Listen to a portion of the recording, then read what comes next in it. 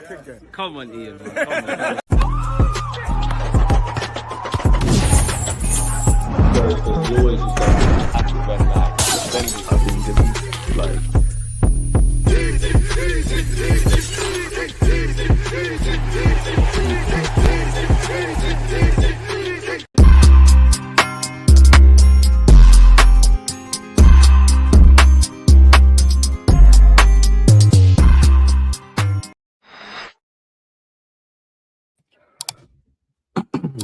Let's go. Top of the Premier League, in the FA Cup semi-finals, in the quarters of the champs, and we've got a cup final. Correction. In the FA Cup quarterfinals. I said FA Cup quarterfinals. You said semi-finals. Are you sure? You want to? Yeah. We're going to get a VAR check on that. We're back, people. Come on. Either way, he's Kenny has fucked up the intro. Big up Kenny Ken and shout out DJB. Happy to have you back. I'll say it again though. Quarterfinals of the FA Cup, final in the League Cup on Sunday, top of the Premier League, and obviously we're in the quarterfinals of the champs. But it's been a minute, lads, man. How you lot doing? Before Kenny, rudely fucked up the intro. Shout out DJB as always. Am I doing? Yeah, all good. All good. Why not? Happy. Good times at the moment, and long may it continue. Let's hope we can add the trophies that we're in to the bag, and have a good summer where we clear out some dead wood and bring in some fresh, and then go again. Facts, man. Facts. Can't count our chickens yet, but yeah, man. Yeah, you know what I mean? It's all right raising the bar, but you don't want the bar to be any lower. So we've got to raise it, keep it raising, keep moving in the right direction. Don't fall in love with players at the football club, and accept the fact that some of them are just not good enough long term, and changes will have to be made if we're going to continue being successful. So, but big up to everyone. Pleased to be here, my friend. Pleased to have you back here. And before we continue, people, make sure you're following Kenny Ken on Instagram. Make sure you're subscribing to DJB's YouTube channel. It is in the description of this video. In fact, it's in the title. So just click it and do what needs to be done there. Kenny, what are you saying? I'm really happy to be back. Pleasure to have you both, man. I'm looking forward to Sunday because we're going to be playing Man City. I've got a ticket. DJB's got a ticket. You? No. I'm on TalkSport, mate. So hopefully we win. Are you actually in the studio? Are you going to? Yeah, man, London Bridge. Yeah, I'm going to be there, man. Surrounded by Arsenal haters, so I'm going to need my boys to get this phone done. You're with a Spurs fan and a couple. I don't even know who's going to be on it, but I assume Abby will be there. I assume the City fan Kim that was there yesterday will be there, and who knows, man. Either way, it's going to just be a one Arsenal man on his J's, man. Well, me and Kenny will be there supporting you, DJ. Don't worry. Appreciate you too, man, and everyone else.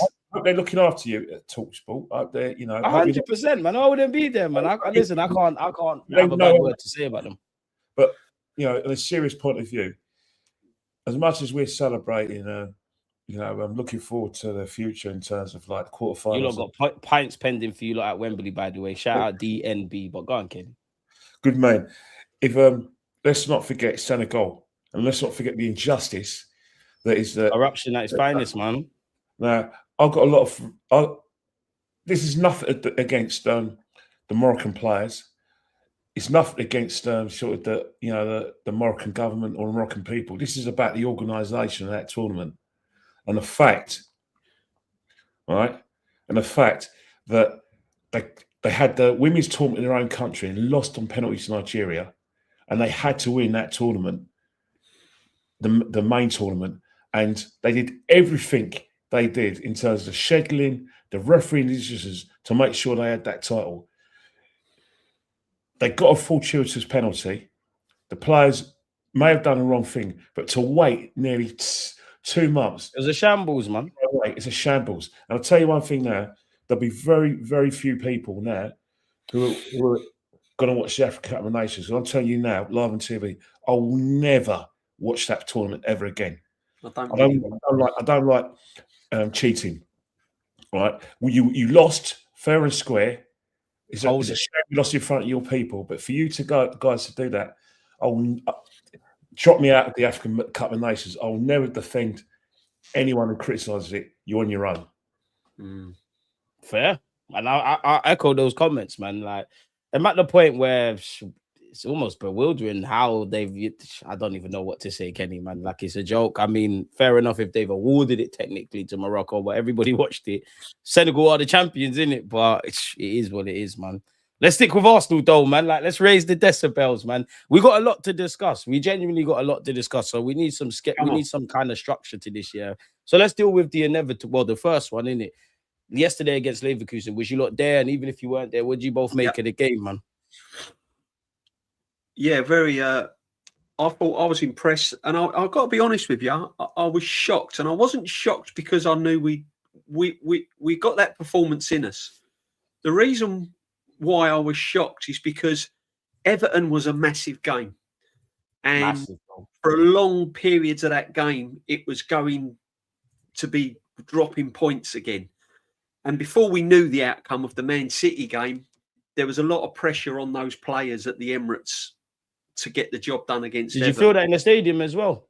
Yeah, every game you're feeling it now, DG. Every single game you're feeling that kind of like, this is it. This is the moment, because we're so desperate. We're desperate to win this Premier League.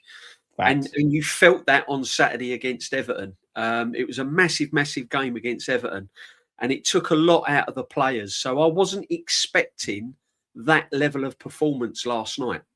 I was expecting a bit of a drop-off after the Everton game and the euphoria of the Max Diamond that me and you, DJ, have been waffling about him, and we're happy to see it. Yeah, man, honestly. But anyway, I thought with all of that against Everton, I just thought there might have been a drop-off against Leverkusen. I wasn't expecting the performances that we got yesterday. And I'll be honest with you, I like the way Leverkusen play. You know, they work through the lines, they play some good football, but they just lack that cutting edge, and they didn't really trouble us, to be honest, at any point in time. Big up right for that save. I'll make you right. I thought the first half we was very efficient. Eze was getting on the ball a lot.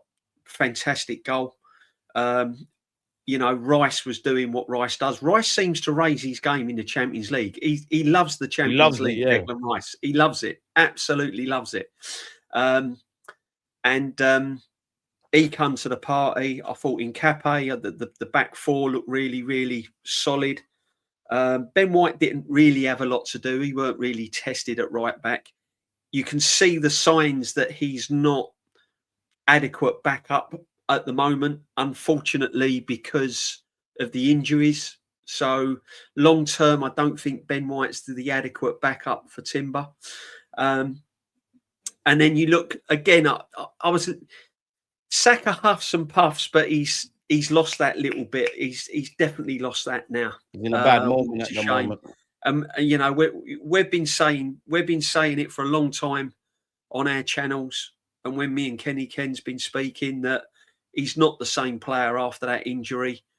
I've taken a lot of stick for it, but you can see now that something's lacking. Something's not quite right with Saka at the moment.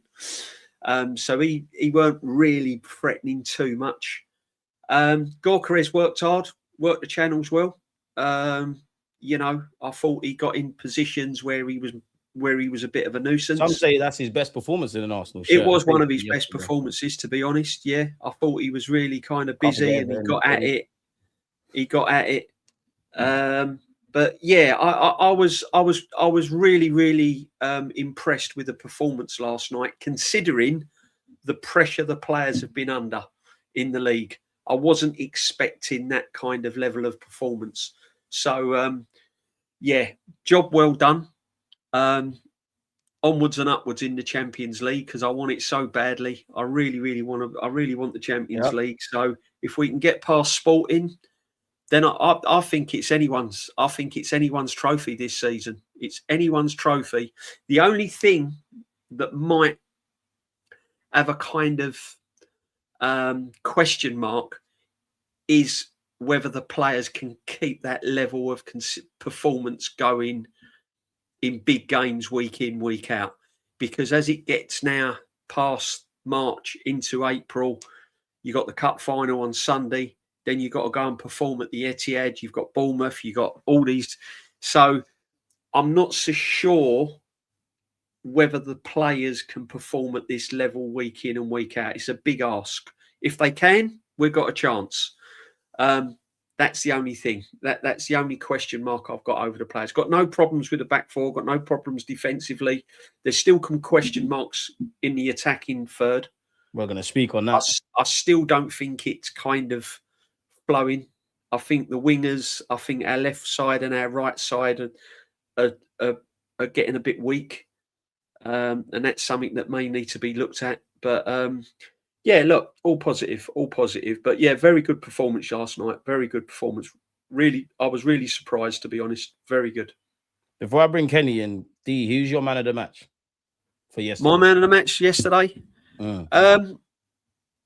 It was between Rice and Eze, if I'm going to be honest with you. I think Declan Rice, he offered so much. You know, he was always looking for the ball. That's him going forward a bit, man. I think. Yeah, when he got the ball, he was positive. He was driving forward. His energy levels were unbelievable. Brilliant goal. I think that goal was underrated, to be honest. It got overshadowed by Eze's goal, but it was a brilliant goal. To dispossess the person, you know, that player that was receiving the ball, and to run onto it like that. And it was perfectly in the corner, absolutely perfectly placed in the corner. So I think Declan Rice got deserved man of the match. Although Eze, I thought that was probably one of his best performances. Well, I would say, I'm going to put it out there that was his best performance in an Arsenal shirt, I think, Eze. Me personally. You'd be far pushed to find a better one, really. There's been a couple of like standout moments. And of course, he's had some good 90-minute games. That's what we bought him for. That's what we bought him for. Literally. We're going to get onto the individual performances, but yeah, Kenny, what are you saying for the game and what's your man of the match as well? Oh, I actually enjoyed that game. It's our best performance of the season, and to the extent that, especially in Europe, I enjoyed that very much. You know, let's take a hat off to you know, the Bayern's goalkeeper. It could have been worse for him. His saves were just unbelievable. That showed how dominant we were. I was very impressed with that. Bayern Leverkusen gave us a game. They kept the ball really well. But one thing, you know what I really admired by that? No panic. And we're able to up the tempo. And we forced them into errors, and we benefited from those errors. I thought it's a really, really good patient away performance. It wasn't as emotional as Everton. Everton was a very emotional performance. Yeah. Where that was understandable yesterday. But the stadium was shook to its foundation. Yesterday was a different performance. European football's really, really like that. And I have to echo what DJB says. First and foremost, the goals we scored are unbelievable. Eze, you know, that was Crystal Palace's Eze, but I think he's been getting his eye in since the Tottenham game, where he scored a couple of good goals. I think his performance has got better and better and better. And I think Everton, you know, he quietly had a good game, although exactly, and rightly so, because obviously you talk about the people who scored the goals, you know, Gyökeres and Matt Down, of course, they deserve the points, but he was more effective in that game before those two interventions by Gyökeres and Dowman, where he was forcing quite a good saves from Pickford. Yesterday, unbelievable. And there was time in the second half where he was driving. I said, mate, shoot, don't pass, because Gyökeres did something similar. But great game. I thought that was Gyökeres' best game in the Arsenal show, to the extent that he looks fitter. You know, he's not trying to be what he's not. Like, trying to play through the lines for him to run to outpace defender. That's not him. He likes a situation where he likes direct crosses, hold the ball off, and then turn and shoot. But I thought he did everything right. His link-up play was brilliant yesterday. Happy. Declan Rice, it's a typical Declan Rice performance. You know, repelled their attacks, you know, forced their errors. All action. The goal was all Declan Rice, you know, breaking up the play, scoring, you know, putting the ball in the corner of the net, fantastic. But you know who I thought was the man of the match? I thought Hincapié was absolutely brilliant. You know, I've always said to myself, these you remind me of. You know who you remind me of? Our coach, Gabriel Heinze. If you go back, he's a warrior, he's a madman. You see how he played at Man United. You know, when he used to make those interceptions, like tackles. He was very brutal. He loved it, and I think Hincapié is like is a reincarnation of Gabriel Heinze. But it's a good performance. Saliba and Gabriel did really well. I thought Cavani again gave a good acquittal of himself. I'm sure there'll be teams in the Premiership looking at him. You know, if someone could just work with him with his finishing, he'd be a fantastic player. And he's a good coach with him. But yeah, great performance. Glad to be in the quarterfinals. I assumed that we'd be playing Bowley Glint, but it just showed you. I think everyone did. One thing about Sporting Lisboa, just shows you one thing, that when your back's to the wall and you're a wounded animal, you've got nothing left to do but fight. And the reason why I'm saying is that obviously we're going to get into that already. Let's not forget we're playing a wounded animal this Sunday. They've got nothing to lose. No one expects them to they'll win regain their title. No, they're probably underdogs now because of their last few games. That's a dangerous beast. So we've got to be cautious on Sunday. I think I'd make you both right, man. And yeah, as Kenny Ken and DJB both said, people, if you're waiting for us to talk about the final, I promise you we're not going to leave you disappointed. We are going to speak about that. Before I ask you lot, for you lot's thoughts on individual players yesterday and whatnot, there's a couple questions in the chat. First up, we got DJB. Big up Linz, by the way. Question for DJB. How are you feeling about Hincapié now? Yeah, all good. All good. All good. I mean, as I said, you know, he's not the most technical of fullbacks, but he does exactly what it says on the tin. He's a no-nonsense defender. I've been impressed with him. I think he's our best left back out of Calafiori and that. I would rather have him because he's a no-nonsense defender. He gets it. He gets how to defend as an Arsenal player. He's a bit of a throwback from the old of Arsenal defences of your Adams and Bolds and Winterburns and all that. He just gets it. He just gets how to defend in an Arsenal shirt. Warrior. And that's what I like about him. You know, he's no nonsense. If a tackle's there, he'll go in for it. If it needs going off for a throw-in, he'll put it off for a throw-in. He don't mess about. He don't cause you to have any panic attacks. He don't go wandering. He's very disciplined, which Arteta loves. You know, he likes players that are disciplined and stick to their position. Yeah, as I said, you know, anyone watching football would probably may agree with me that he's not technically the most gifted of fullbacks. You know, I wouldn't put him in the league of Ashley Coles and Kenny Sansom's and the technical side of fullbacks that we've had over the years.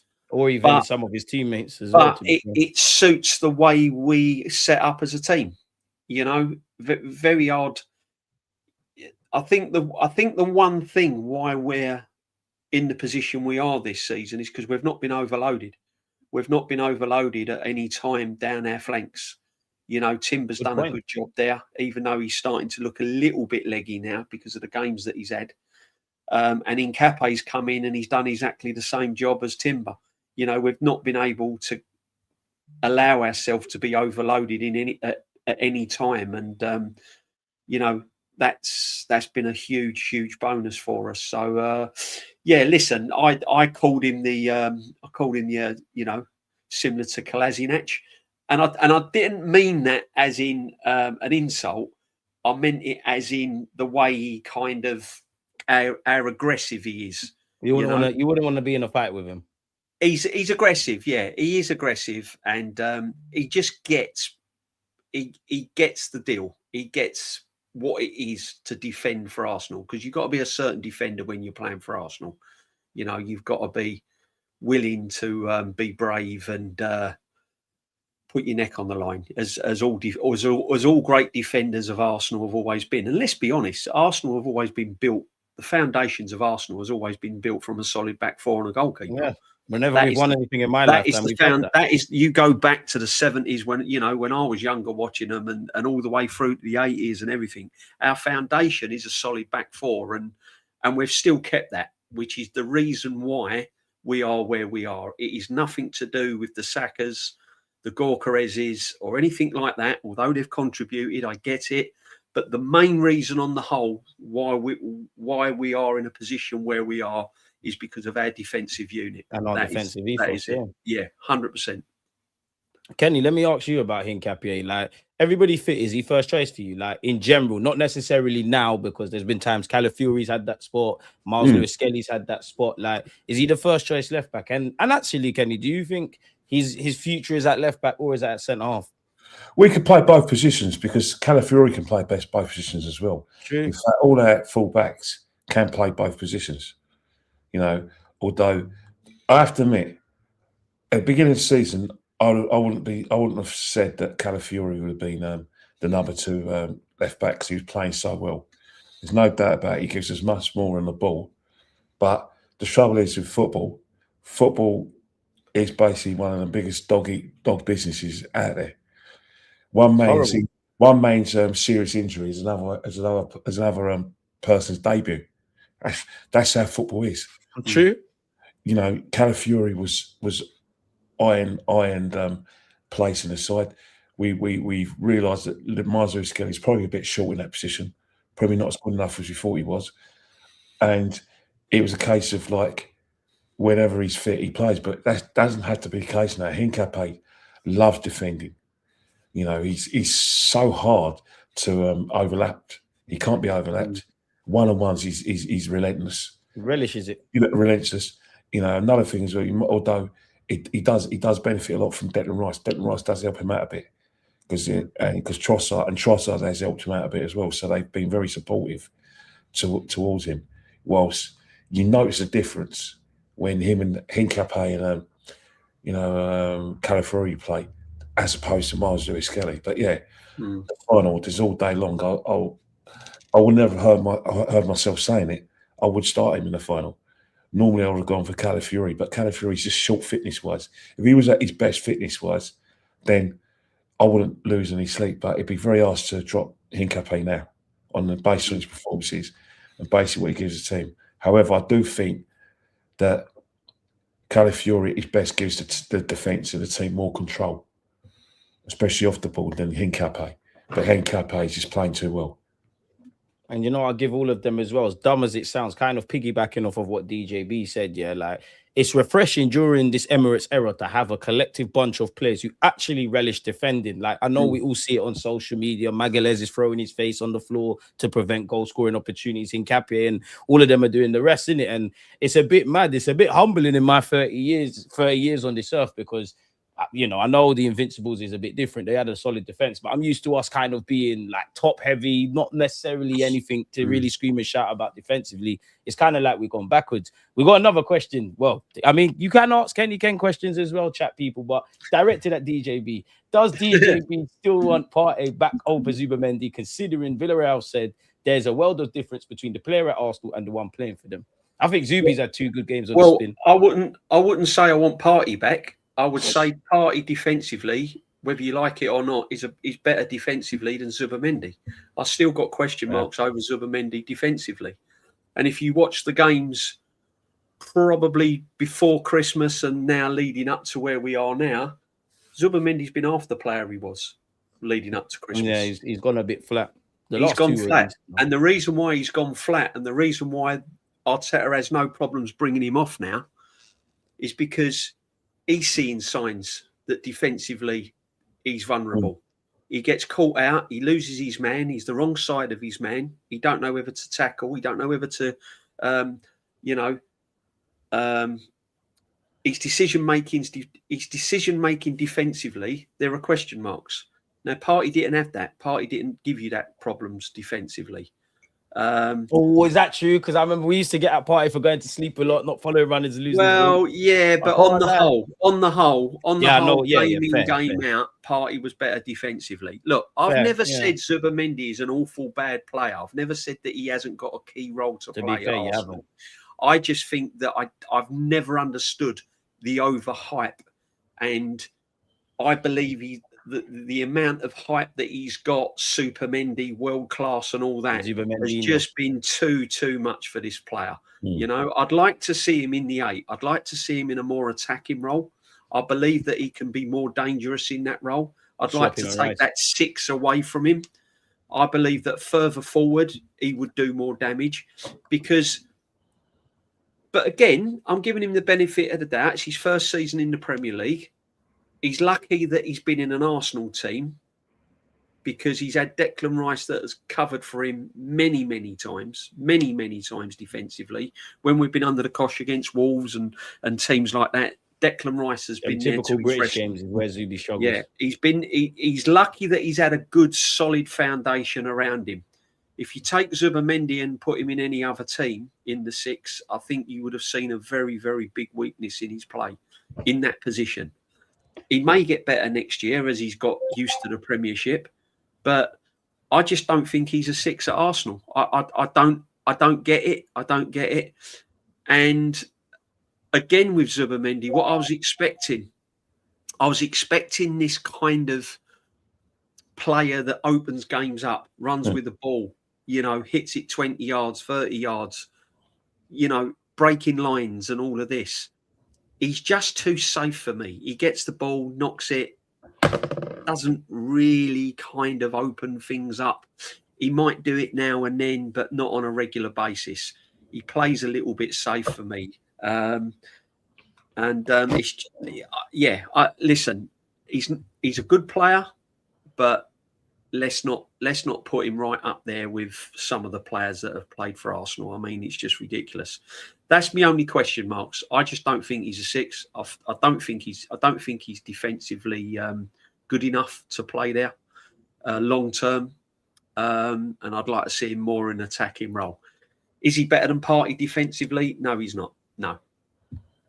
Kenny, what do you make of our collective midfield options? Because it does make me a bit scared. Now, obviously, I'm panicking a bit because Rice said yesterday that I'm feeling tired and whatnot. That's expected. But really and truly, we all know here is Rice, Zubimendi or bust. Of course, if fit, Marino will do a job from time to time. You've got Kai, you've got Odegaard and Eze. If fit, we can do things. But how do you feel about our midfield? Because I personally think we don't speak about it enough as fans, innit? We talk about our concerns in the attack. We know how good our defense is.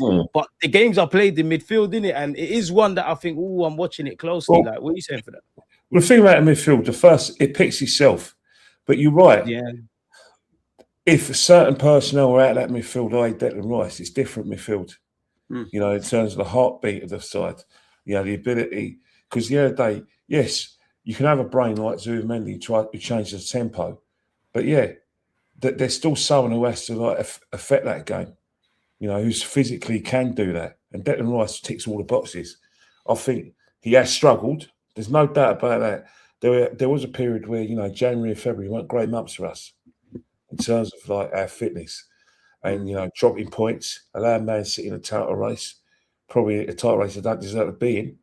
A lot of that is to do with Declan Rice running on empty and Zubimendi being overrun in midfield and not learning quick enough on the job. And then Eze and Odegaard were just so inconsistent form-wise and couldn't nail down a place. So it's got better now. And I think, you know what it is? Sometimes it could be just a bit of luck.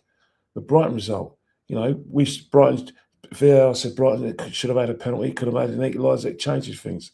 We could have been neck and neck with Man City in terms of both of them dropping points, but we got that luck. And at Everton, that's moved the dial. We had to, in the second half, be more proactive. Everton our most important victory of the season, in my opinion.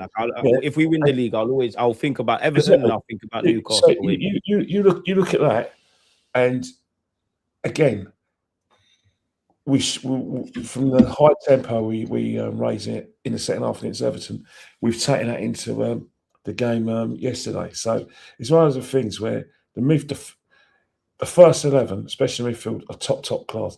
It's probably like a little bit better than Man City because Rodri hasn't been his best, and I think they miss a few key players in midfield. They haven't got De Bruyne there, and they miss Kovacic as well because he runs all day. He runs. He's not as good as Rodri, but he runs, and he's a bloody pain in the neck. And I miss that kind of energy in the midfield. But our midfield, I want to swap it. But in terms of like the guys behind, there is concerns. We haven't seen enough of Norgard to form an opinion and think that if anything happens, he'd be the one to take the shirt. Eze has come into it in the last few games since Tottenham, so I've got no problems with that. Odegaard, I don't want him anywhere near the squad. It's not personal. It's just about the club. You don't think we need him off the bench because that's where he's. That's where not really. That's where they come from. Well, he's not fit, so that's he's a non-story because he's even off the bench. He's bad. He's had a really poor couple of years. I can't lie. That's not. I think he's had a really. London Derby, Leeds. All right. You were Newcastle. Were you at Brentford away? I was. No, he stunk up the place there. I'm just looking at him as a tool in the toolbox. You're not Arsenal spine, you're a tool for the season. He replaced Eza, and yes, he lifted the tempo for our goal. After that, he got overrun. But then again, Suameni got overrun, Declan Rice got overrun. It was a case where physically he was just not up to it. It was just like the game against Brentford at the Emirates Stadium when he pulled out a challenge. Right. I've never forgotten that, and I'm probably never forgiving it. But I understand it. That's the World Cup. But the way the team has moved on without Martin, simple as. There's certain good things that Martin does. Martin can pick a pass. He can play through the lines, and he was good at the first press. But those good moments from Martin are just distant memories now, even when he is playing. So he's one of the things where you can't really rely on him. It's a shame about Marino because you need him. That if we were struggling for a goal, we could have done with him. So that's a shame. But that midfield three, very very good. But you take that heartbeat of Declan Rice out there is a problem. I just want to touch on the party one just briefly, where Villarreal still ain't got the same player. First and foremost, we all know why he's not playing his best football at Villarreal. We know there are legal concerns in the United Kingdom. We've known about his legal concerns the last 3 years. How he performed in the 22-23 season, and when he came back for injury 23-24, and a lot of last season, I never know. If I had that looming over me, I wouldn't be able to play football. But he's really strong. But I think it's now taking his toll because he's been named. Yeah. He's legally obliged to come to court. It's a situation where the fact it's very serious. He's got the best defence lawyer, in a female, so that's going to look good for the jury. Who defended Mendy. So this is bloody serious, and this is a 50-50 for him. So you're not going to play your best football, and you're not going to be able to play. And he's older as well, so he can't compete with Mendy and Partey. Different players. Away from his legal thing, if we had Partey and Zubi, we might have been all right in midfield. You talk about the midfield, and Kenny touched on this, and I'm glad he did. Let's be really brutally honest and take away all the cocktails on the beach about Arsenal at the moment, and let's be brutally honest, right? If you take Rice out of that midfield, long term, game out, Champions League, FA Cups, Carabao Cups, League, vital games, you take Declan Rice out of that midfield, and it is still found wanting. It's still not good enough. We need an 8, and we need. I personally still think we need another midfield player going into next season. I'd say 2, DJB. Possibly 2. We definitely need a left midfield. That's because you don't fancy Norgard. I want to be respectful to Norgard, but there's clearly something you ain't got in your game, or that's where he's leaving you. Look, Norgard's not had the game time. He come from Brentford. No disrespect from Brentford, right? He's come from Brentford. The manager, the cameo appearances for me with Norgard is the manager hasn't trusted him. I'm talking about if we win silverware this year, and we want to retain it, and we want to go and stay at this level, quite simply, you need quality like-for-like replacements. If Declan Rice is out the team, you need someone to come in, and we're not going to miss him, right? At the end of the day, there is still massive room for improvements in that midfield. And I'm not disrespecting the midfield we've got at the moment. Midfield and going forward, defending is solid. It's solid, but going forward, there is still room for massive improvements into this team.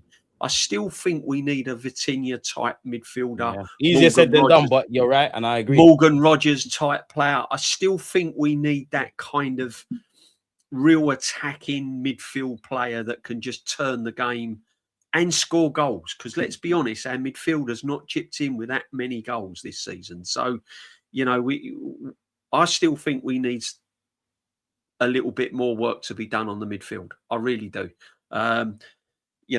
I would still like another number 6 if I'm going to be brutally honest with you. And then you're in a situation where you've got a baller of a number 6. Then you can put Zubimendi in the 8. then you've got options. Then you can play Rice, you can play Zubimendi, and you've still got a solid number 6 as well to come in. So that's where I am with the midfield. I still think there's massive room for improvements there. Obviously, the left-hand side, we know all about that. It's just not good enough. I'm sorry. It's just not good enough. We're just not strong enough on the left. And there's question marks on the right now, because if Saka doesn't hit the form that we want him to hit this time next season, there's a problem. There's a problem. We're in a situation then next season, what we're in now with the left-hand side. So, you know, Saka's got to step up. He's got to step up. We need a right back as well, if I'm honest. Yeah. Saka has to step up, and if he's still putting in these performances Christmas next year, then there's got to be question marks.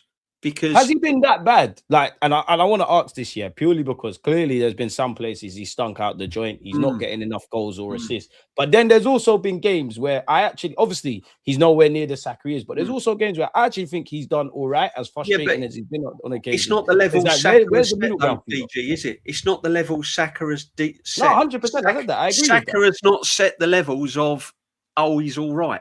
Saka has set levels where he's been brandished world class. Saka has set the levels where people are expecting him as an England player, what he does for England and what he does for Arsenal. People are expecting Saka to be like, I want him in the 10 for what's left of the year, to be honest. To be like an Harry Kane or something like that's balling week in, week out.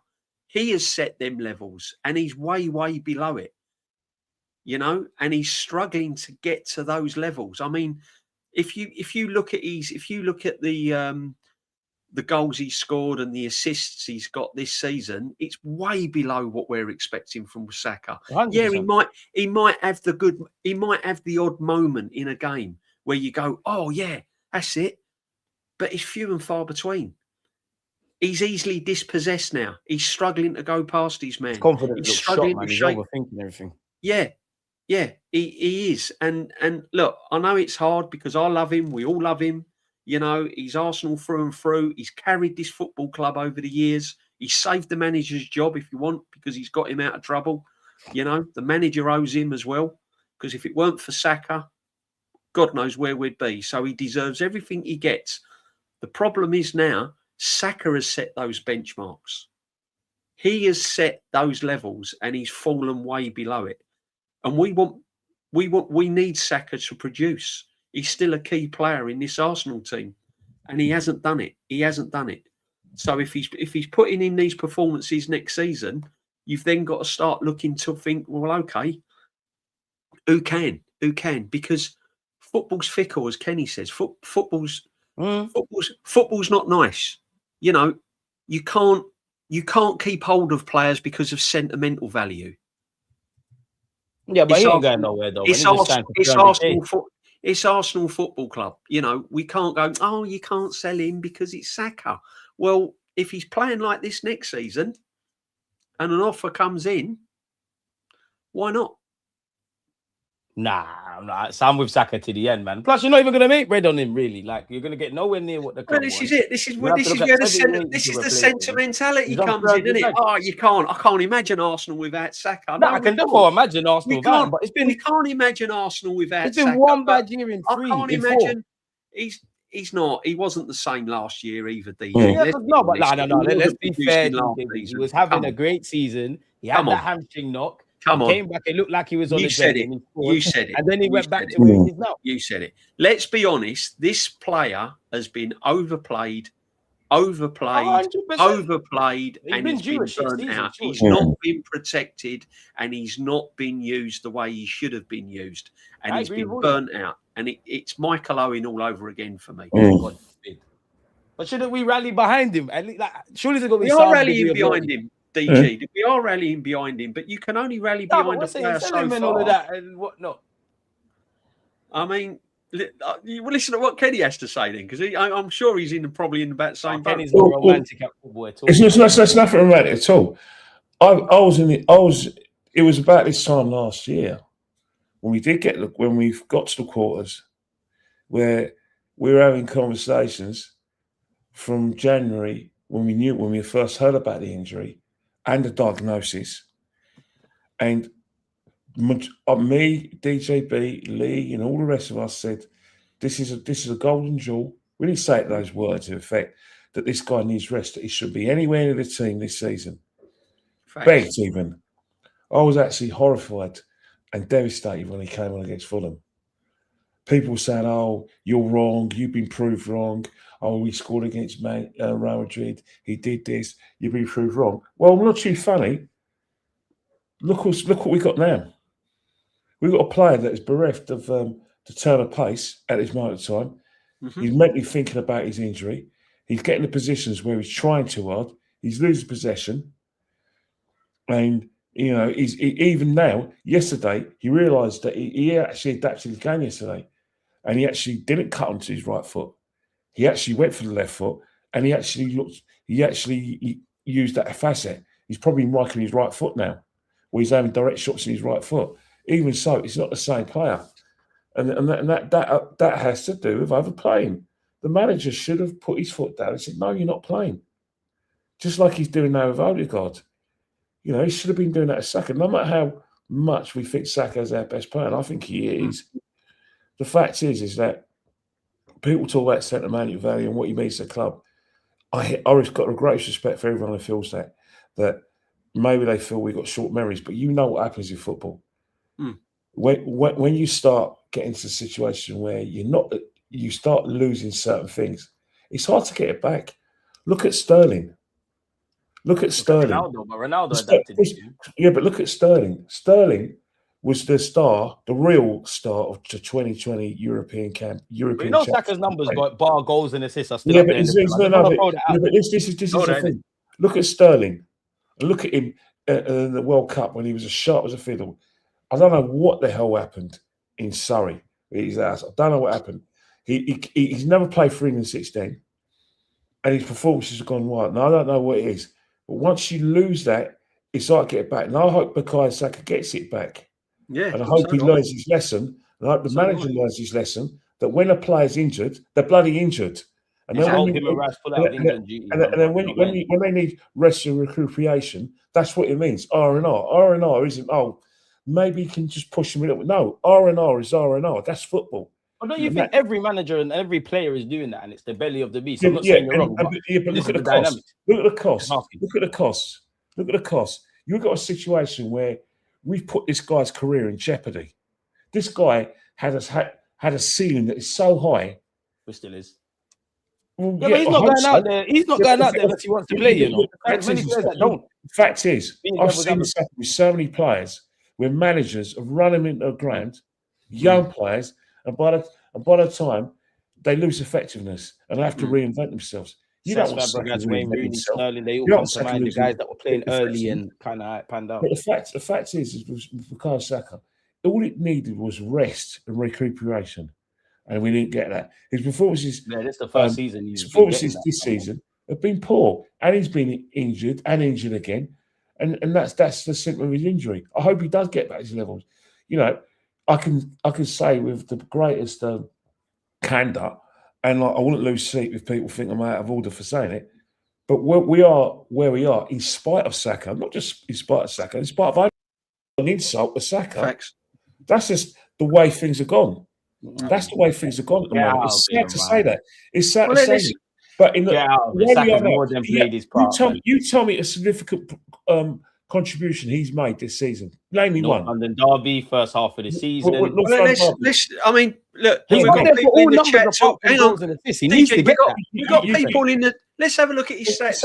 Tell me, nail down something concrete. That's not digging him out. It's sad. We're not happy that he's like this. I'm gutted because I'm angry at the manager. I'm angry at the club for rushing him back because I told you this would happen. He rushed himself. What I said happened. Blatantly happened. We told you he was overplayed. I mean, look, 24-25 season, 25 matches, 6 goals, 10 assists. 25-26 season, 27, 6 goals, 4 assists. How is that productive? How is that reaching the levels how he should be doing? What was we expecting then?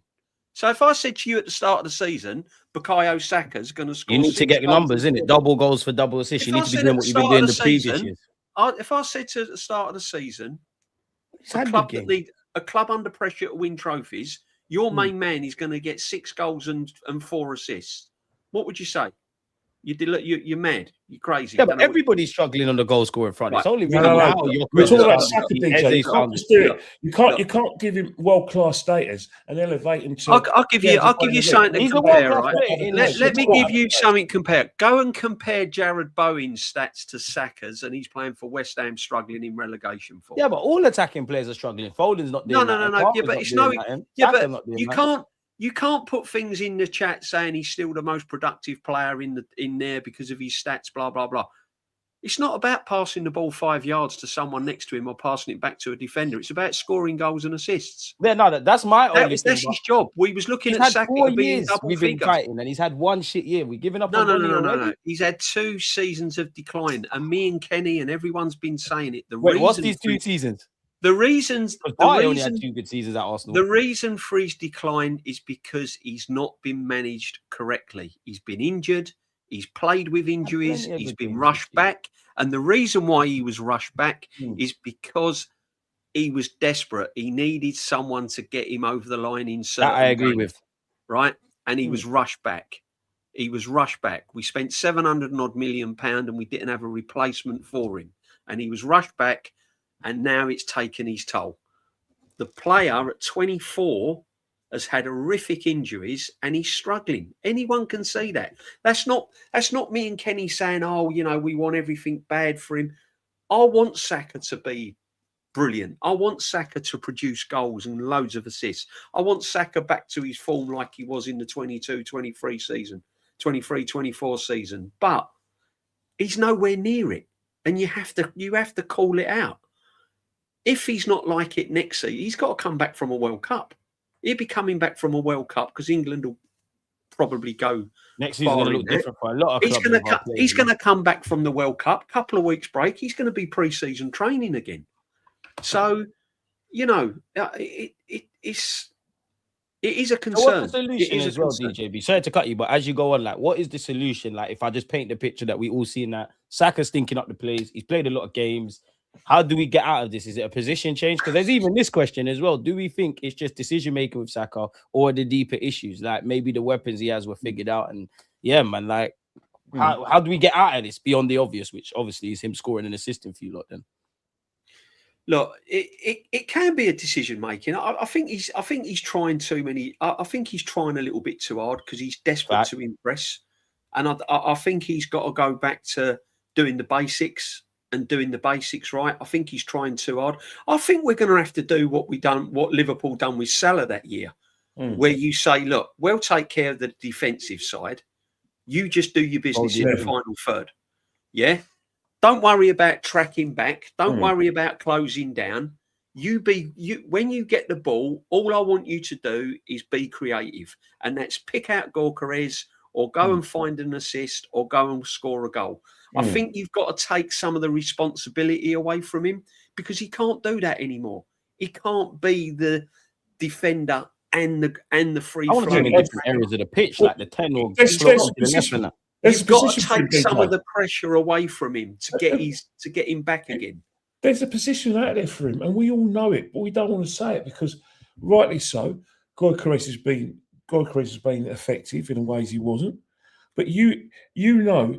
If you've got a player who's close to being world class, is your best player, you'll find a position for him where he can play his best football, and everyone knows it that his future is at the false number 9. He's got everything.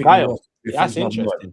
I want him in the Eze role personally because I like that Eze role is going to require what we're trying to say he can't do. You are going to have to do the tracking and all exactly. That stuff. You can't play in an Arteta team or a Pep team or not do the hard yards. But that counts for all of the roles, though, man. Yeah, I know the roles, but I still think that this guy, to be fair, he's got the ability. He's got 2 good feet.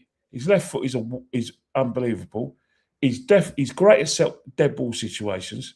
He's got an eye for goal. His stats shows that he can score goals at this level and a huge volume of goals at this level. There's no reason why he can't play the false number 9. Yeah, it's going to be harsh on our forwards. It's going to be inconvenient for Gyökeres. But you tell me that, if you were to go in the sort of like back to, to the future and looked at him as false number 9, you wouldn't say that I was out of order or I was talking crap. It's not a crazy shout. It's not a crazy You've shout. seen his numbers and you've seen other players who've played in a more advanced position where they basically been given a role where they can out position. And I always compare it to Gareth Bale. Saka's not going to stand up there enough, though. I've always compared it to Gareth Bale, but you look what happened with you look at what happened with Gareth Bale when Viers Bush last season at Tottenham before he went to Real Madrid. He basically said, "Right, there's a team and there's Gareth Bale. Look at what he produced. Look what Gareth Bale produced that last season at Tottenham when he was given a role just specifically for him. I know Saka, if he was given that role, will be able to do it. That's how good he is." I think a false 9. I think he'd do well in a false 9 as well. I just think he's got to be. Yeah, he needs to find somewhere where he hasn't got the defensive duties, because he needs to try and get back into what he's good at and keep it simple and do what he's good at. Listen, of course,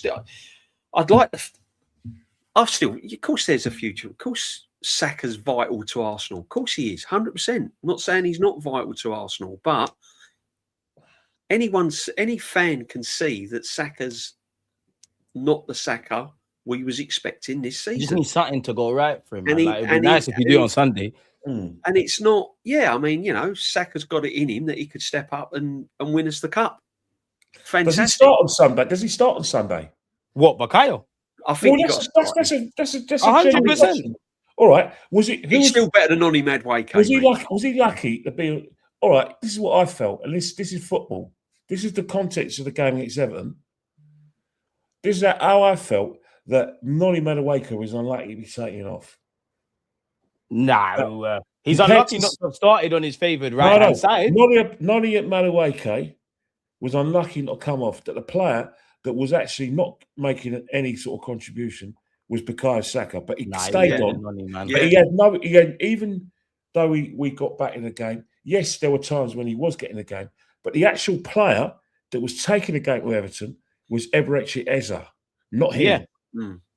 He's getting frustrated, though, because I've been saying this for ages. I remember Saka when he was playing with a smile on his face. He was enjoying his football. He was coming off. He was bouncy and lively. He hasn't seen that same player this season. I think he knows in himself he's not the player he was. He's struggling with a lot of things. What he used to do very, very well, he's struggling now.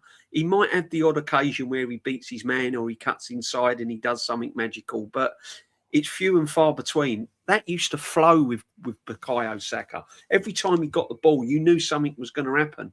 Now he's being dispossessed very easily. He's certain times he's miscontrolling it. There's certain times he's turning into danger. His decision making is not on just point. Needs a bit of luck, man. Go off your ear or something. I'm not. Listen, this is not having a dig at Saka. All I'm doing is. Can only call when it I'm watching him live, not on the TV where you see clips and all of that. I'm watching him live, and I'm thinking, "Oh no, look, that's not what you was doing." And it is frustrating. It's frustrating for us as fans. It's frustrating for us as fans. So we've got to find a way to try and get him back to where he was. He ain't ever going to get back to where he was because his injuries have. Nah, man, come on, man. Saka, wait, this is his first bit of adversity in the last 4 years. You say maybe I'm clouded, but I got no. You say, all right. The problem we got is that we're England fans as well. I thought what he does for England. I'm in Arsenal. I do. Because I know. Because the other day, I'm not transparent. There's a lot of people I know for a fact, and it's not digging you out, DG. I know that you're going to be very, very, very busy this summer. You've got to be busy because you'll be a pork chop to be sitting on holiday doing Sweet FA when you've got this beautiful tournament called the World Cup on. If I don't see you either on TalkSport or doing shows, I'm going to be finding you coming around your ass and dragging you out. I don't want any problem, Kenny. You're far too big. I ain't got no problem. I'll drag you out of your bed. So don't come up to me and say you don't care about England. Man, I don't want no issues. Yeah, don't say you don't care about England. Well, I know you're going to be. I do care about England, just not right now. I can't even think about the World Cup. You're going to be very busy during the thing. But the fact is, I think Saka is going to have a good tournament for the country because international football isn't about the outward scout of the Premiership. I think he will start games because on reputation, and I think he'll have a good tournament because he'll be able to play in short bursts. You can't do that with us. To be honest, as much as I was saying he shouldn't go to the international break, and I still maintain that just because of like the whole you're deep in the Arsenal trenches, we're having these conversations, he's probably having them. I actually think it might be good if you go off for England in the upcoming international break, get a couple of goals, just get away from the environment. I don't want that, but that's kind of where my thinking is going to. Can I let me just look? I'll give you another situation with Saka, right? Martin Odegaard was really, really good in that season where he was banging in goals, right? Martin Odegaard has not been the player we all expected. Yeah, and Martin Odegaard has taken untold criticism and stick. Absolutely got ripped to pieces. Don't want him near the team. He's this, he's that, blah, blah, blah. And I get all that. I do get all that, right?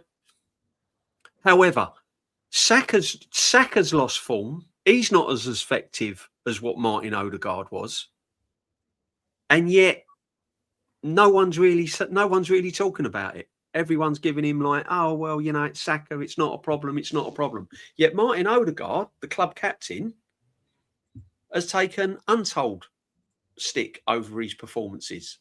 No, so what I'm saying is, because everybody's onto Saka. Exactly. Everyone's onto Bukayo now. It's not fair. How comes Bukayo Saka seems to think, oh, you can't say that about him, you can't say that about him? It's not a dig at Saka. It's not a dig at Martin Odegaard. Yeah, no one can accuse you of having a dig. These were two players. These were two players now that we should be looking, that should be levels, that should be way, way up there. Yeah, unsellable. Can't afford them. I ain't got 120 million to 140 million to buy. Saka's still unsellable for me. I'm just throwing that out. Come on, man. And they're the forms, they're the players you were looking at to go right. But we're not. We're talking about Declan Rice. We're talking about Nkape. We're talking about Gabriel. We're not even talking about Saka as the main man. And we should have been. And we're talking about Nkape. And we're talking about Rice. And we're talking about, some people are talking about Zubimendi. I mean, it's not. Saka should have been the main man this year. And he's not. And he's got to be. He's got to be, because at the end of the day, he is on 300 grand a week. He ain't been the main man. It's the end of the day. It's about the situation, because you look at Arsenal's history. As big a club as we are, we've had sustained periods without success.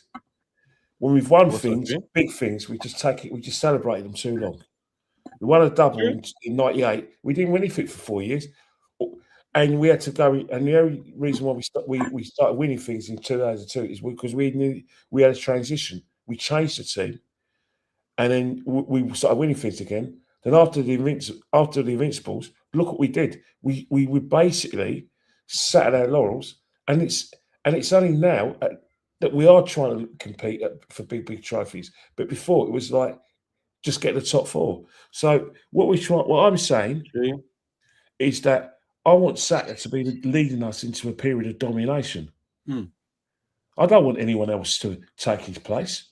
I want to be in a situation where if we win the league this season, and if we win maybe another trophy, I want us to do it. I want us to do it every year, like Man City were doing under Guardiola. What they were doing, and Liverpool were doing. I want us to retain it. I've never seen that. 80s with Paisley, Dalglish, and Fagan and Dalglish, and I want us to do what Sir Alex was doing at Man United between 93 and 2013. I want domination. You don't get domination if you don't, raise the standards for your players, or you don't tweak it to get elite players. And you are going to upset the apple cart. You are going to tell players that they're not needed. But I don't want that to be Bukayo Saka. You mad? The potential he's got. It's madness to think that. But you have to call it out if he's not playing well, because you notice it if he's not contributing, because my school of thought is that if we were to win things, Bukayo Saka was the person. I believe, and still believe, is the one who can get some out of nothing. The reason why I say the team's carrying him versus what it's been, though. He's done it before, but he's overthinking things. He's not playing well. He's not able to beat his man. I hope it could be his injuries, or he's just not. He's just out of form. Or we don't want it to be a situation where he becomes the Arsenal's Marcus Rashford, do we? Yeah. God forbid. Can't let that happen. Can't happen. Well, you say that. You say that. Marcus Rashford was the main man at Man United. He was everyone. He should still be now. Marcus Rashford should not be at Barcelona. We should be in a situation where Saka becomes the Arsenal's Marcus Rashford. We can't let that happen. Marcus Rashford. Marcus Rashford should not only just be Man United's main man, he should be England's main man. He's that good. That's what I'm saying. But we don't want that for Saka. But this is what I'm saying. If he continues, look, if he's got to get some sort of form back for Arsenal because it's not there. And this is what I'm saying. We don't want a situation where he becomes the Arsenal's Marcus Rashford. That's all I'm saying. I have to ask you because I hate to ask these questions because you haven't actually said it, and I think both of you are intelligent enough not to. Can I just say something, Jalen? You must have been the reincarnation. You've been asleep for a couple of months. I haven't heard from you, and now you're piping up. You trying to create something. Look, you can't just ignore me and neglect me, and then all of a sudden you want to be a piece of the action. No, you've got to work hard for that. You've been neglecting me for 2 months, mate. This guy, man. This guy. I've got to ask though, does the contract have anything to do with it? Like, because it's that typical thing. Even though his form has been poor prior to him signing that deal, but people say, "Oh, he's on 300 grand. He's getting married now." All that kind of stuff. Do you know what? Right? Do you know what? I think I've said this all along. If anyone deserved a big contract, it was Bukayo Saka. Because he's carried this team for years. He's played left back. He's played left wing. He's played midfield. He's played central midfield. He's played on the right wing. And let's be honest, he's carried this team. If it wasn't for Saka, the manager would have had problems. Yeah. He'd have had serious problems. He dug him out of holes. Yeah. And I'm not being funny. I don't begrudge Bukayo Saka of his contract.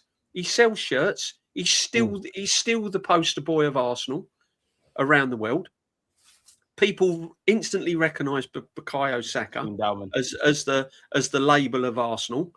But you can't when you're supporting a football club like Arsenal, you can't let sentimental value overrun you the way you think. If a player is not consistent enough over a period of time, there has to be questions asked what you do with him. No, do we want to keep a player at a club for 300 grand a week and not doing the business? No, we don't. As much as we love Bukayo Saka, it's not sustainable. You can't keep a player because of sentimental reasons, because he's the poster boy and you've got posters of Bukayo Saka on your bedroom walls next to Arteta for 300 grand a week. Yeah, you can't do it. You can't do it. Marcus Rashford was the same at Man United. He was the youngster. He was this. He was that. He was brilliant. Big contracts, everything. As soon as he started to lose form, Man United fans started to ask questions. And this is what's happening with Bukayo Saka. We're just asking the question. I'm not saying get rid of him. I'm not saying he's crap. I'm not saying he's not done this. I'm not having a dig at him. Just want him to get back into decent form. I want him to come back to how he was. But at the end of the day, if he doesn't, all I'm saying is, if we're still having this same conversation this time next season, do we keep a player on 300 grand a week at a club that's not productive? And Arteta would even turn around and... You think Arteta would keep a player at this football club if he wasn't productive? No, I think he drops a player if he doesn't do his job on the pitch for 5, 6, 7 matches. You know, I think Arteta. I think Arteta's given this guy so much leeway. He's built his team around the guy, rightly so. I think he will give him a chance. He would think he would be thinking, you know what? Maybe I was part of this. Maybe I pushed the guy too hard. Maybe I needed him too much. And the reason why he's not playing his best football is that he's lost that. He's come back from injury. He keeps on getting injured. But maybe Arteta's playing him, i.e. against Everton, when I thought he wasn't the best at his best. Didn't take him up, and he's probably thinking, you know what? The only way I can get him back to where he is actually to get him to play himself back in form. Some managers do that. And let's be honest, who else have we got? Like, obviously, big up Dowman, but he's 17. Let's not do that. Noni can obviously do a thing there. But I'm glad you brought that up, DJ. I'm glad you beat that, but DJ, because that's a show in itself. You know, I've been on shows since Everton, and DJB, you've witnessed it, and you're probably in agreement with me as well. I was on a show with Dan yesterday. You know, like the Gooner with Chris Hudson and Russell Ogg and Dan Potts, of course. We all, you know, like I said, simultaneously stamping things down and thinking that because there are people who think that he should be starting games, and I'm saying, well, you've got to remember, if he's going to start games, you're going to take the music and the joy out of him. He's not going to sing, he's not going to dance with light feet. He's going to have to do what the other players do from the start and do the defensive duties. And really, with Max, you want Max to sing, and the only way for him to sing and, you know, play the violin is for him to come on. You just want a young man to be a young man out there. You know, in the last 20 and again, that's what you're doing. You want him to enjoy his football. You don't want him to have 4 or 5 people tell him, you know, 10 different things. It'll confuse him. Let him be a kid right now, man. Yeah, let him be a kid. True. And then Noni, people will get onto Noni. Like every 2 games, Noni will be like Martinelli and Trossard. Every 2-3 games, certain things will be said. I wanted to ask you lot as well, yeah, because one of you alluded to it. Well, Kenny actually said, like, would you start Saka in the final? So let's talk about the final then, man. What do you lot make of the final? Do you rate our chances? Would you make it City? Do you think there's a psychological edge? Talk to me about the final, man. Let's have it all, man, lads. It's 50-50, right? It can go. It's a final. Anything can happen. You know, Man City are still a good team. Let's not forget that they're still a good team. They've still got a lot of players that can hurt you, and they've still got a very, very experienced manager in finals in these situations. And this might be their only joy of the season. So let's not get carried away with Man City of this and Man City of that. The problem, I think we've got a great chance of lifting that cup on Sunday, if we play to how we should do. How is that as well? However, what Man City are looking at now is they're at the Champions League. They probably feel that they're not going to win the Premier League, and they've got Liverpool in the FA Cup in the quarterfinal. So they're probably thinking this could be our only chance of silverware Sunday, right? Now, as Kenny said right at the beginning, that's a wounded animal is a horrible person to come up against, because City now are probably thinking he might bite you and you get rabies. City now are probably thinking this is probably our only chance of silverware. We could easily get knocked out against Liverpool on the day. We're falling off the Premier League. And we're at the Champions League. So this is realistically their only chance. And then who knows? It could kickstart the rest of their season. So it's a tough one to call, and I can't really call it. I really can't call it. Yes, I think we should win. I think we've got the tools to win. I think we've been playing good enough recently to get the job done. But it's 50-50. It's 50-50. And anything can happen. Anything can happen.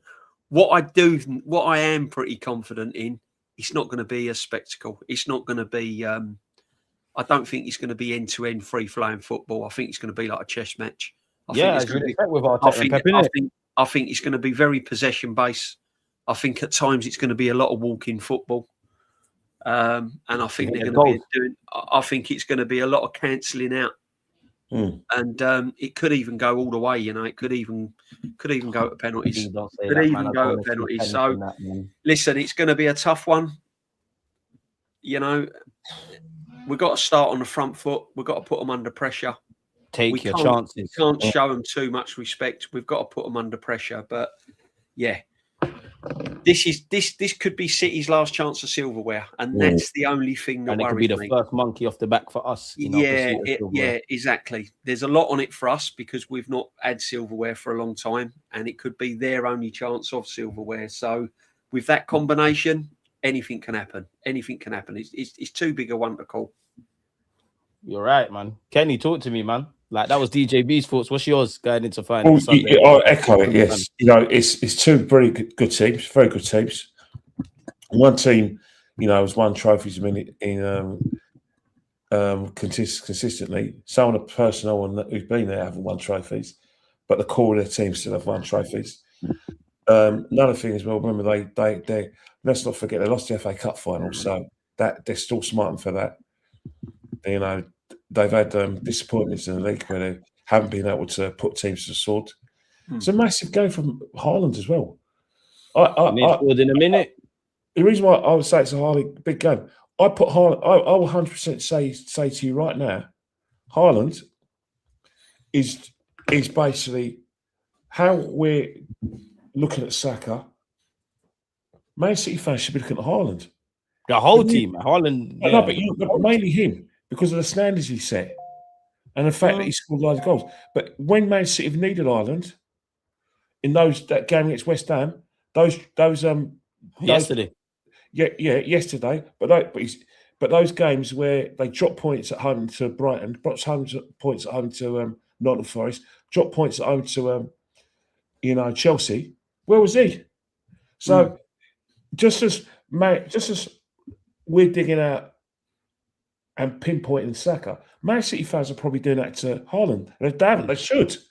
Because if he scored goals in those games, it would be a different situation. It would be neck and neck for the title. He's the one who's blatantly let his team down in terms of the chances he's missed and not turning up, not scoring goals. Phil Foden's another one, bro.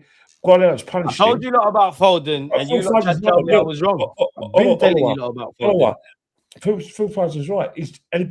But guess what?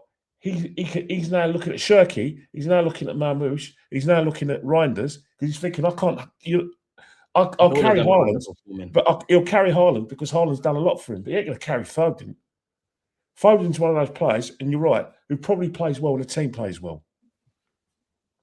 And that's not digging. But Saka is not. That's why Saka's better, because Saka, back in the day, didn't need the team to play well for him to play well, and that's why I've always preferred Saka. The chat saying you were saying Foden and Palmer were better, man. Yeah, I never said that. I never said that once. But that's SLD being mischievous again, and same with Boy 10 Dio. But one thing we'll say regarding Arsenal is that we could always. Do you remember the League Cup final? Obviously, we were watching the Chelsea game, and we missed the first half. And bloody hell, some Arsenal fans wish we were watching the League Cup final last season, watching Chelsea Arsenal. That was so bad. But anyway, you see how Newcastle got out of traps and took Liverpool by surprise and bullied them. We can easily do that against Man City, take them by surprise. It's a big game psychologically more than anything. We come out of traps when Man City are not expecting that. We'll win the game comfortably. But the fact is we won't, because the way we play doesn't lend for that. The way we play is a very cautious start. Yeah, we will try and shadow box for a bit, but I think the final dictates it so much, because there's some very interesting battles. Man City's midfield against Anfield, Rodri, Rice, very good battle. Timber versus would they keep a good defense? Timber versus versus them midfield, like I said, Doku, or it could be Semenyo. You got Gyökeres versus Guehi. That's interesting. You've got a situation where on the left-hand side, Nori against Saka, all man away. There's some really nice battles where you think, you know what, this is too close to call. One thing, yes, God Girth, he will start with Kepa. That's a given, because of the fact because he's played every game in the cup.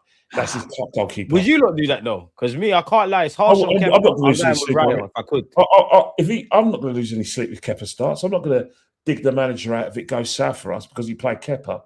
I'm not going to do that, because I I understand the decision and I respect it because the reason why is that you can't go at the beginning of the season and say, right, you can't sign a player and say, right, you're my number 2, but you're my cup goalkeeper and you'll play every game including the final. You can't just change it 11th hour.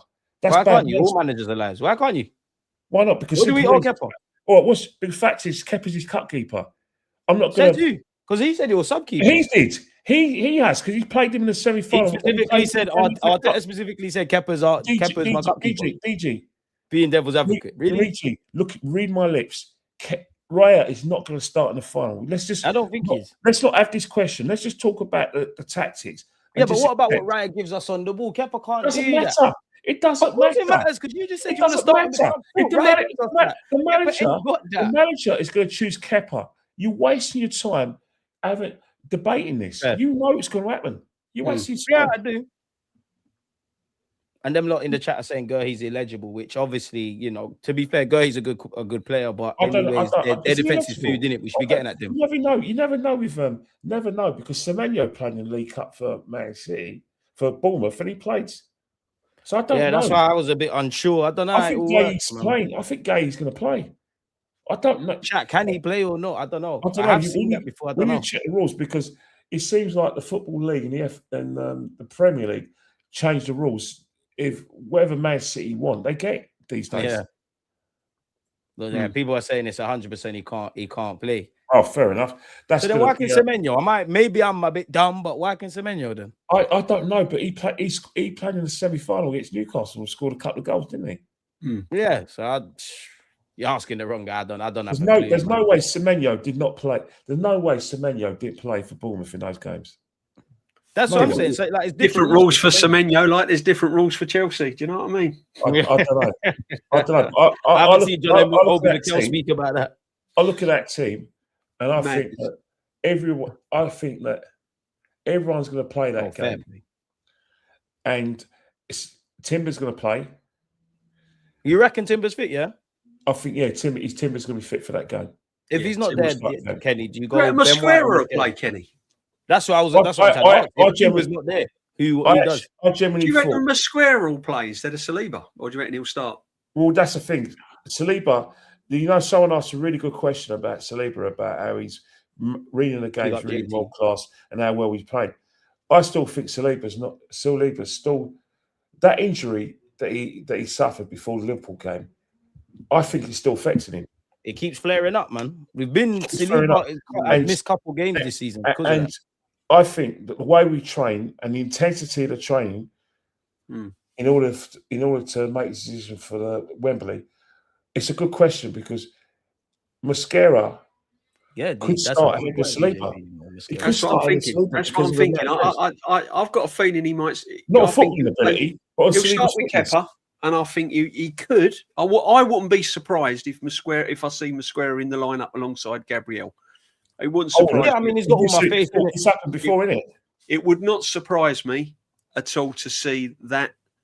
One of the things that's disappointed me with the left-hand side is why we haven't tried Jesus out there on the left. I can't lie, DJB. Before the season, I was screaming that. I think Gabriel Jesus has been way too shit, man, to be like, I'm not on it no more. No. You're right. He's lost me this season. The left-hand side for me, Sunday's a problem. Because Trossard, up until Christmas, was probably our best attacking player, and he's fallen off. Martinelli you just can't start him for 90 minutes. You just can't. You can bring him off the bench 10, 15, 20 minutes to go when teams are tired. He's a good person to bring. He's a tool in a toolbox, man. Yeah, he is, but he's not. He's not a starter. He's not a starter for me. I'm really surprised about. Are you 100% sure that Gay can't play? I can't be, but I've heard a lot of people say there can't be no Gurhi. There can't be no Gurhi. I have to do my research, but a lot of people have said that. I even heard that yesterday. I just got visions of Gay taking the quarterfinal into penalties. That's what we scored the goal, isn't it? Yeah. And to be honest, like Gurhi's obviously a good player, but as you lot know football, like the defensive ethos around City is crap in it, so it almost doesn't matter. It's like if you was to put Saliba or Gabriel Magalhaes in the early Premier League, early Emirates, era of Arsenal, like they would obviously look head and shoulders above their teammates, but they'll be pulled apart. So I actually feel we need to get at their defense. That's probably why I want Raya to start like moving away from the Kepa thing, is because he's better with his feet. We're gonna move it and knock it about quicker. So we can still win the game without But Kepa's just going to knock it long. It's going to be dead when Gyökeres up against them. Yeah, of course. But the problem is that you really believe in Kepa? If there's according to what I've just researched, Mark Gahey can't play in the cup final because of the rules. And apparently Semenyo can, because apparently he hasn't played for Bournemouth in the Carabao Cup final. Oh, fair enough. Whereas Mark Gahey has. That's my understanding. I could be wrong. Enough. Someone in the chat might check it. I don't know. I could be wrong.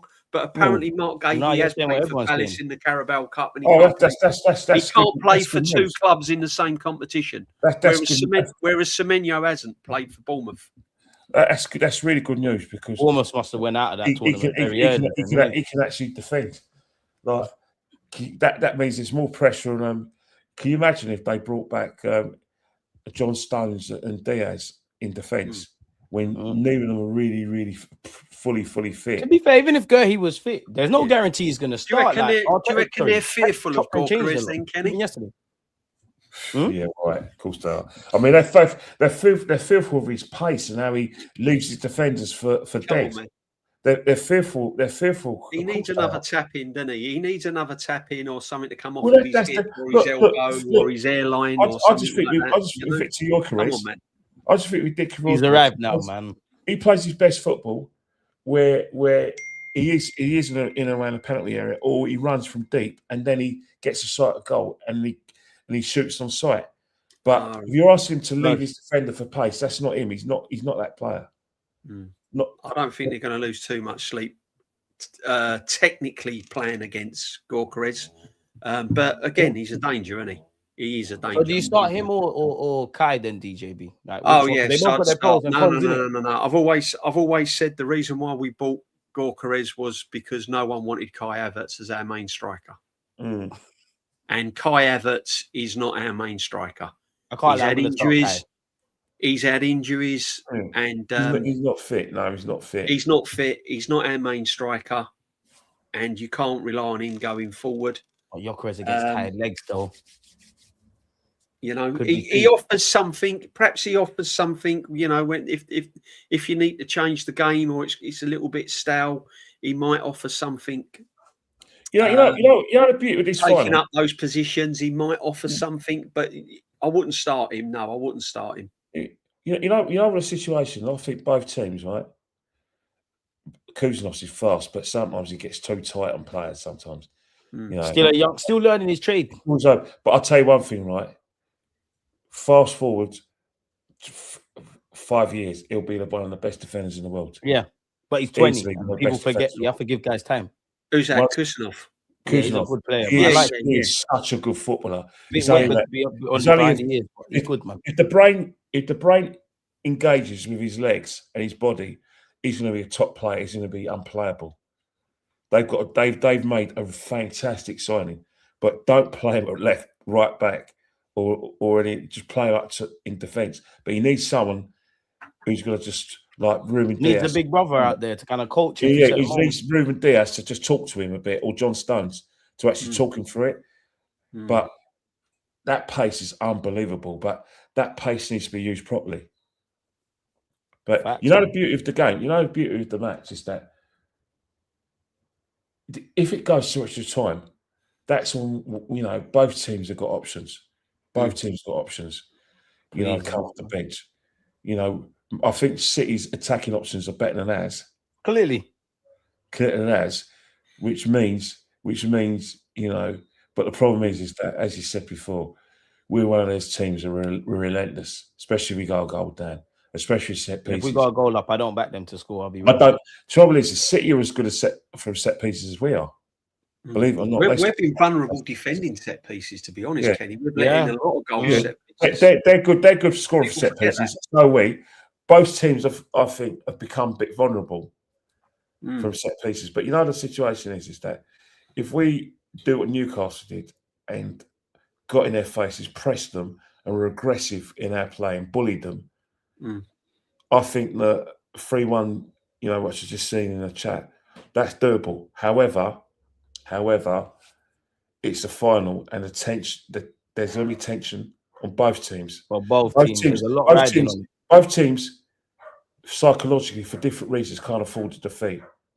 It will be catastrophic for one team, but I think what it will be is that it will hurt the other team more.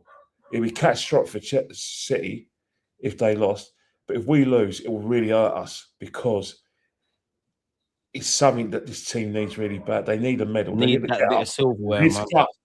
And lift the cup, and that will lift the place. And it looks lonely if you lose at Wembley, walking up them steps, I must admit. Yeah, but I think it will hurt. It won't be as catastrophic, hopefully, but it will bloody hurt, and it will put doubts in our minds. Yeah, it'd be interesting to see, man. I hope it's not the case, though, man. I don't know what to say. I'm nervous. I'm excited. I'm everything. I'm for penalties sitting in that studio.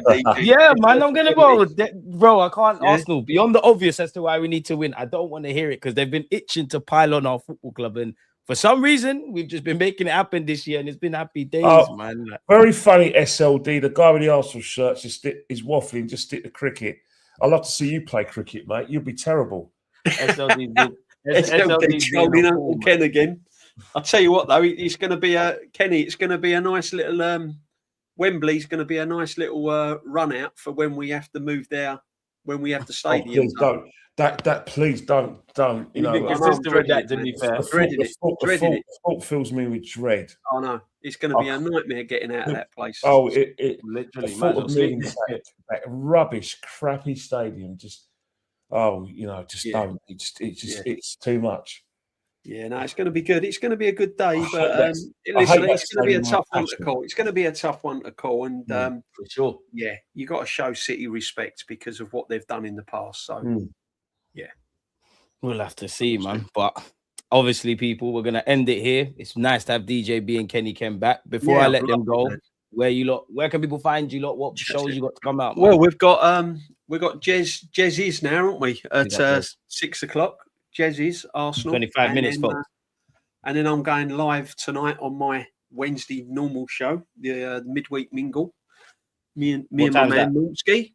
That's at 9:45, so that'll be good. 6 p.m. 9:45 people. Yeah. And then I'm not sure if I'm around tomorrow, Kenny. That's all right. We'll do it next week then. Yeah. So I'm not sure if I'm around tomorrow night. But if you're not around, look, don't rush back for it. We'll do it next week. Yeah, I'm struggling with work. We'll be able to cover. I'm struggling with work, but me and Kenny do a Thursday show. Just me and Kenny. It's only about what time is that typically on as well? We do a Thursday. That's normally on at 6 o'clock on a Thursday. Write this down, people. The extra time show, and then the Sunday sit back is my regular as well on a Sunday. All the post match, all the weekends. The highs and lows. Hopefully we have a look this Sunday's a great one for you. Yeah, man. we have a look at the religation battle as well. Not just Arsenal. I have a look at all the teams. Is there a relegation 6-pointer that you might be able? Mind you, DJB, yeah. When are you going to have time to watch the final at Wembley? Cover the relegation battle on your show. I mean, we'll get back. I'll get back, man. You'll be cutting it fine. Make it happen, man. It's normally about 9 o'clock, but I've put it for 10:30, so it's going to be late. Oh, interesting. I've put it for 10:30. Well, I'll tell you what I'll be doing. What I'm going to be doing is obviously I've got a show with Jez and DJ at 6 o'clock. Then I'm doing Dan's show at 10 o'clock after the Liverpool game. Ooh. Mind you, Dan will probably, if it goes extra time, I think the show will be about 11 o'clock because Dan won't want to miss the drama. Obviously, I'll be at the Wembley with DJB and all. Oh yeah, I'm at Wembley with Kenny. Yeah. And then need the win for people everyone wants to meet at the Preston Park pub, just outside, just after Wembley, not a Torch. That's where everyone wants to meet up now. Yeah, I spoke with Dan yesterday at the match, Kenny. Apparently, it's the Preston now. Yeah, Are you going to be at the Preston? Well, I hope so. Yeah, sure. But I know where to go anyway. So it's one stop after Wembley. So I'll definitely do it. But one thing I would say to everyone in the final, and it doesn't matter where you're watching it, whether you're in a stadium, make a day of it. Don't just rush back last minute. Of course, you got work and maybe you have other stuff that's important as well. These are the moments that you enjoy the day. Because I'll tell you one thing: we don't get the cup finals often, and it can go out in a blur if you don't enjoy it. And don't make a day of it. You don't anticipate it. I want goose pimples all over you. I want you to if you want to watch it on your own, make sure you have a nice meal and a bit of popcorn. If you've got your mates around, make sure you have a bit of food. If you're going to the game, just get there 4 hours before and sample the atmosphere. If you're watching it in the pub as well, enjoy it. Because Kenny, we've been there in good time. It's one of the quickest days. A cup final is one. It goes so quick. Make a day of it. Make a day of it. We've been to many. And the same for you, DG. Wherever you're watching it, enjoy it. 100%. The minute it's done on enjoy the game. It's the atmosphere. I want you waking up with hairs on the back of your I don't think I'll sleep Saturday. And really excited. That's what I want. I want you to have a sleepless night. I want you to be excited and just getting really excited, nervous, scared. I'm everything as you should be.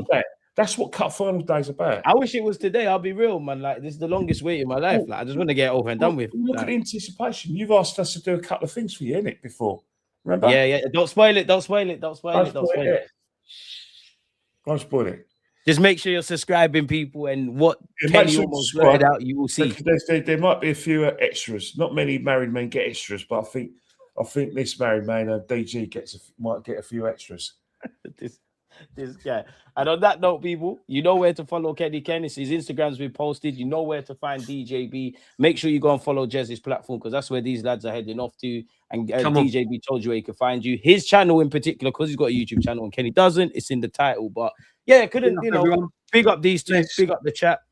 And come on, you gunners, isn't it? Like, fingers toes crossed, we do this. Enjoy. Peace.